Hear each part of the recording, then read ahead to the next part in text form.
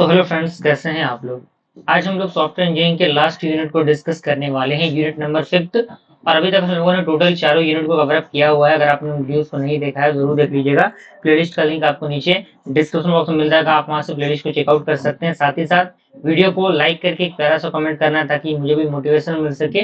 और Telegram group में आप जुड़ सकते हैं, जिससे कि अगर आपको नोट्स वगैरह एक्सेस करना है तो आप टेलीग्राम के माध्यम से नोट्स को एक्सेस कर सकते हैं। ठीक है, तो आइए स्टार्ट करते हैं यूनिट नंबर 5 को। इसके अंदर सबसे पहला टॉपिक आपका आता है सॉफ्टवेयर डिजाइन का।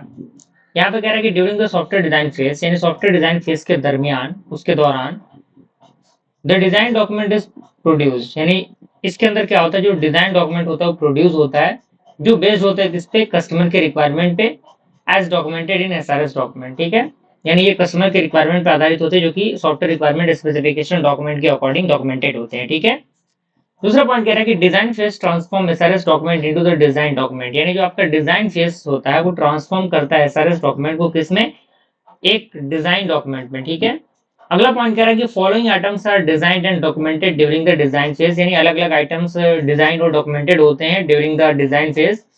जिसमें पहला आपका है डिफरेंट मॉड्यूल्स रिक्वायर्ड, यानी आपको पता है कि अलग अलग मॉड्यूल्स की रिक्वायरमेंट होती है। Control relationship among module, interface among different modules, data structure of the individual modules, algorithm required to implement the individual modules, ये सारे आपके टर्म्स एंड कंडीशंस हैं यहाँ पे। अब यहाँ पे एक डायग्राम फिगर आपके सामने दिया हुआ है जिसका बनाना आपके लिए कंपलसरी है, जिसमें आपका architectural design, then after abstract specification, interface design, component design, data structure and algorithm design. ठीक है, तो यहाँ पे कह रहा है कि the activities of design phase are classified into 2 stages, यानी जो आपकी एक्टिविटीज होती है डिजाइन प्रोसेस के, वो 2 स्टेजेस में क्लासिफाई होती है। पहला आपका होता है हाई लेवल डिजाइन। तो हाई लेवल डिजाइन में कह रहा है कि इन this stage the problem is decomposed into a set of module, यानी इस स्टेज में जो प्रॉब्लम होता है वो डिकम्पोज होता है किसमें, सेट ऑफ मॉड्यूल्स में। एंड जो कंट्रोल रिलेशनशिप होता है among the various module identification and also the interface among various modules are identifying, यानी अलग अलग मॉड्यूल्स यहाँ पे आइडेंटिफाइंग होते हैं। ठीक है, अगला पॉइंट करेगी the outcome of this phase stage is called programme structure और सॉफ्टवेयर आर्किटेक्चर, यानी जो आउटकम होता है इस स्टेज का, इसको हम लोग प्रोग्राम स्ट्रक्चर या फिर सॉफ्टवेयर आर्किटेक्चर के नाम से जानते हैं। ठीक है, तीसरा पॉइंट करेगा कि design representation technique used in this stage are structure chart and UML, यानी जो डिजाइन स्ट्रक्चर रिप्रेजेंटेशन होता है टेक्निक, उसका यूज किया जाता है स्टेज जो आपके स्ट्रक्चर चार्ट होते हैं और यूएमएल होते हैं उनके अकॉर्डिंग। ठीक है, दूसरा हमारा detail design.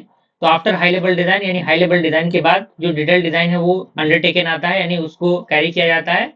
And in detail design, यानी डिटेल डिजाइन के अंदर each module is examined carefully to design its structure and the algorithm, यानी हर एक जो आपका मॉड्यूल होगा वो एग्जामिन किया जाएगा काफी केयरफुली, और डेटा स्ट्रक्चर और एल्गोरिथम के अकॉर्डिंग वो चीजें काम करेंगी। ठीक है, and this stage outcome is documented in the form of module specification document, यानी ये जो आपका स्टेज है इसका आउटपुट जो है आपको आउटकम जो है वो डॉक्यूमेंटेड होगा किसके फॉर्म में, जो आपका मॉड्यूल स्पेसिफिकेशन डॉक्यूमेंट है उसके फॉर्म में।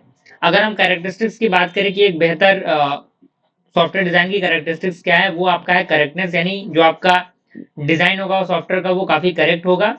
अंडरस्टैंडेबिलिटी, यानी समझ में भी आना चाहिए। एफिशिएंसी भी उसकी बेहतर होनी चाहिए। मेंटेनेबिलिटी भी होनी चाहिए। अब डिजाइन प्रिंसिपल की बात करते हैं। कह रहा है कि software design principle act as a framework for designer to framework for the designer to follow a good design practice, यानी सॉफ्टवेयर डिजाइन प्रिंसिपल जो है वो इसलिए यूज करता है जिससे कि एक बेहतर डिजाइन प्रैक्टिस जो है वो डिजाइनर कर पाए। ठीक है, तो पहला आपका होता है software design should correspond to analyze the module, यानी मॉड्यूल का एनालाइज करना। ठीक है, दूसरा आपका है choose the right programming paradigm, यानी एक बेहतर प्रोग्रामिंग पैराडिगम को चूज करना कि कौन से प्रोग्रामिंग पैराडिगम्स को यूज करने पे क्या हमारा फॉर्मेशन बनेगा, वो चीजें इसमें काम करती हैं। और तीसरा हमारा है software design should be uniform and integrated, यानी जो सॉफ्टवेयर डिजाइन होना चाहिए वो काफी यूनिफॉर्म और काफी बेहतर तरीके से इंटीग्रेट होना चाहिए, क्योंकि आपको पता है कि अलग अलग सॉफ्टवेयर मोबाइल फोन में अलग तरीके से उसका फॉर्मेशन होता है, डेस्कटॉप पे अलग होता है, किसी लैपटॉप के लिए अलग होता है, तो ये आपकी अलग अलग चीजें होती हैं। ठीक है, चौथा हमारा software design should be flexible, यानी जो सॉफ्टवेयर डिजाइन है वो काफी फ्लेक्सिबल होना चाहिए। ठीक है, and software design should ensure minimal conceptual error, यानी सॉफ्टवेयर डिजाइन जो है वो एक मिनिमल जो आपके कंसेप्चुअल एरर है उनको इंश्योर करना चाहिए। ठीक है, एंड सॉफ्टवेयर रीयूज, यानी सॉफ्टवेयर का दोबारा यूज भी जरूरी है। ठीक है, जिसको हम दोबारा यूज कर सकें। डिजाइनिंग फॉर टेस्टेबिलिटी, तो ये आपके फॉर्मेशन थे, ठीक है। अब हमारा आता है सॉफ्टवेयर री इंजीनियरिंग, बहुत इंपॉर्टेंट टर्म है, डायरेक्टली एग्जामिनेशन में पूछे जाते हैं इससे क्वेश्चन। तो आप इसको देखिए, यहाँ पे इसके सारे पॉइंट्स आपके मेंशन किए गए हैं। तो कह रहा है कि it is the process of software development which is done to improve the maintainability of a software system. यानी ये एक प्रकार का प्रोसेस होता है सॉफ्टवेयर डेवलपमेंट का, जो किसके द्वारा डन होता है, जिससे कि हम इम्प्रूव करते हैं मेंटेनेबिलिटी को सॉफ्टवेयर सिस्टम के उनके द्वारा, ठीक है।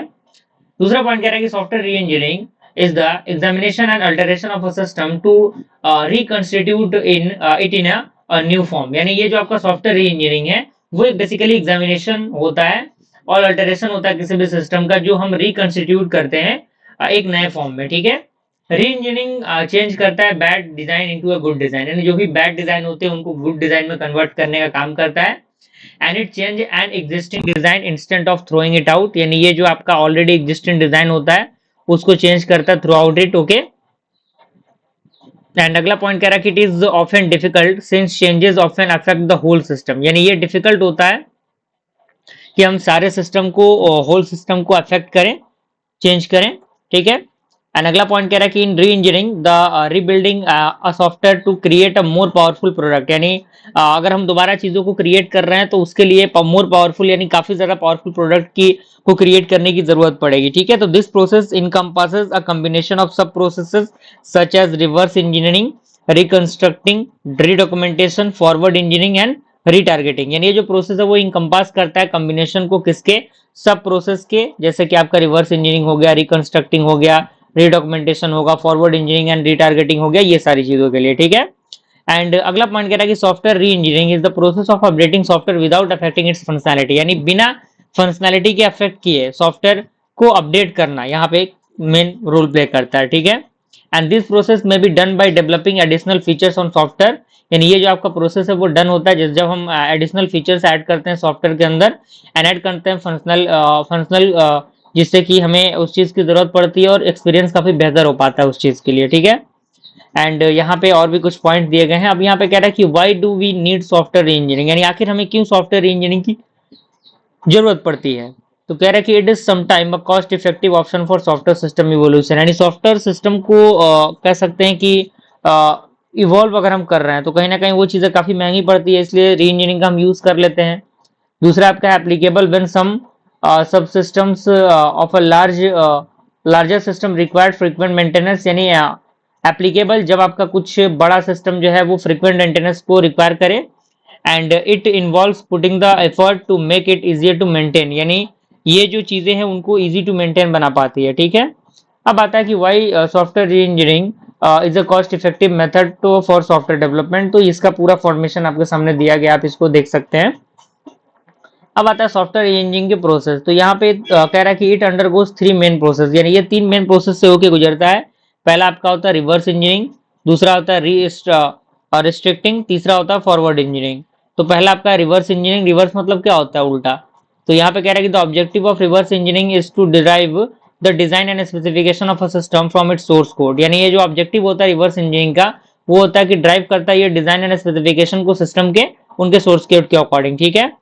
दूसरा पॉइंट करेगा the program itself is unchanged by reverse engineering process, यानी जो प्रोग्राम जो खुद के द्वारा अनचेंज हो by the reverse engineering process, ठीक है।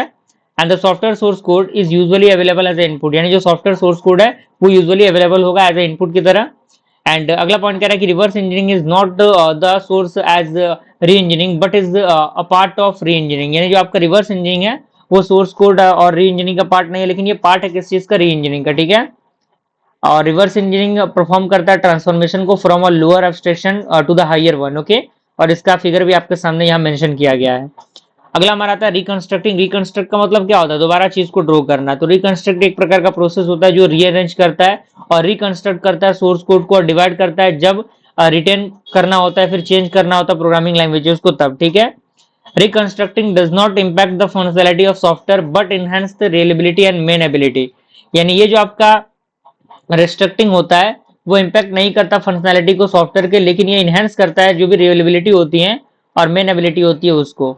अगला पॉइंट कह रहा है कि in restructuring the part of source code that often cause error in the software can be changed और अपडेटेड, यानी रिस्ट्रक्टिंग के अंदर जो पार्ट होता है सोर्स कोड का वो कॉज यानी एरर उसके अंदर आता है, जैसे कि सॉफ्टवेयर जो है उनको चेंज करना पड़ सकता है और अपडेट करना पड़ सकता है, ठीक है।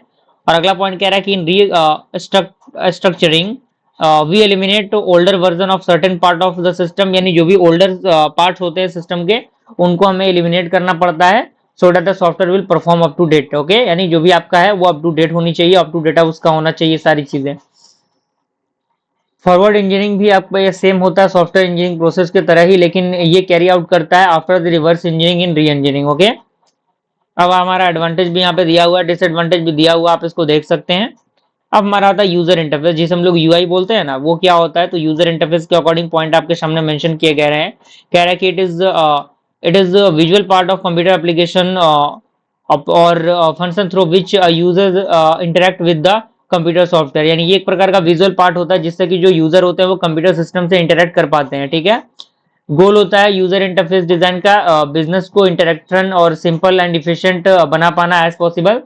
एंड तीसरा पॉइंट कह रहा है कि powerful program with poorly designed user interface has little value, यानी उसके पास एक लिटिल वैल्यू होगा।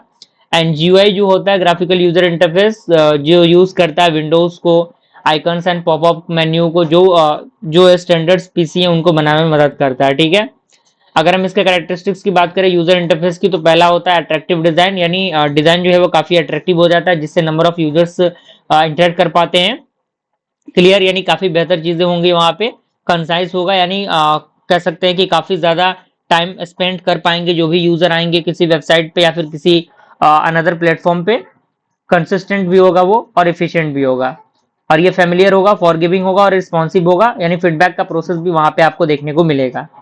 अगला हमारा आता है एसक्यूए, जो कि होता है सॉफ्टवेयर क्वालिटी एश्योरेंस। तो यहाँ पे software quality assurance the process that ensure the developed software meets and compile with defined और स्टैंडर्डाइज्ड क्वालिटी स्पेसिफिकेशन, यानी जो सॉफ्टवेयर क्वालिटी एश्योरेंस है वो प्रोसेस होता है जो इंश्योर करता है डेवलप्ड जो सॉफ्टवेयर मीट्स होती हैं और जो कंपाइल करता है एक डिफाइंड और स्टैंडर्डाइज्ड क्वालिटी स्पेसिफिकेशन के अकॉर्डिंग। ठीक है, दूसरा पॉइंट कह रहा है कि एसक्यूए जो है एक प्रकार का ऑनगोइंग प्रोसेस होता है with in the software development life cycle, जो आपका राउटनीली जो चेक करता है डेवलप सॉफ्टवेयर को इंश्योर करने के लिए कि वो डिजायर्ड क्वालिटी के अकॉर्डिंग मीट कर रहा है कि नहीं, मिल रहा है कि नहीं उससे। ठीक है, अगला पॉइंट कह रहा है कि SQA is the concern of every software engineering to reduce cost and improve the product time to market, यानी ये जो प्रोडक्ट टाइम है उसको क्या करता है, वो थोड़ा सा उसको इंप्रूव करता है और कॉस्ट को थोड़ा कम करता है। तीसरा पॉइंट अगला कह रहा है कि SQA activities are performed on every software project, यानी ये जो आपका एक्टिविटी होता है वो सारे सॉफ्टवेयर प्रोजेक्ट पे परफॉर्म करता है। ठीक है, और ये यूज करता है मैट्रिक्स को in an important part of developing a strategy to improve the quality of both software process and work product, यानी सॉफ्टवेयर का प्रोसेस एंड जो वर्क प्रोडक्ट होता है उन दोनों को क्या करता है, इंप्रूव करने का काम करता है। Through the SQA software must conform to implicit requirement, तो सॉफ्टवेयर जो है वो उस रिक्वायरमेंट के अकॉर्डिंग काम कर पाता है। ठीक है, अब यहाँ पे एसक्यूए के एक्टिविटीज दिए गए हैं। पहला है प्रिपेयर करना एसक्यूए प्लान को फॉर द प्रोजेक्ट, दूसरा आपका पार्टिसिपेट करना in the development of the project software process description, and तीसरा हमारा review software engineering activities to verify the compliance with the desired software process and और कुछ point दिए गए हैं। ठीक है, तो इस तरीके से हमारा फाइनली आज सॉफ्टवेयर इंजीनियरिंग का जो वीडियो सीरीज है वो कंप्लीट होता है। अच्छी तरीके से आप लोग इनको देखिए, अच्छा खासा रिस्पॉन्स दिखाइए ताकि जल्दी हम लोग अगले सब्जेक्ट के रिगार्डिंग वीडियो को अपलोड कर सकें। ठीक है, और अच्छी तरीके से प्रैक्टिस करिए और रिविजन करिए और नोट्स बनाइए। ठीक है, और सपोर्ट दिखाइए इसी तरीके से। मिलता है दोस्तों अगले वीडियो में, तब तक के लिए थैंक यू।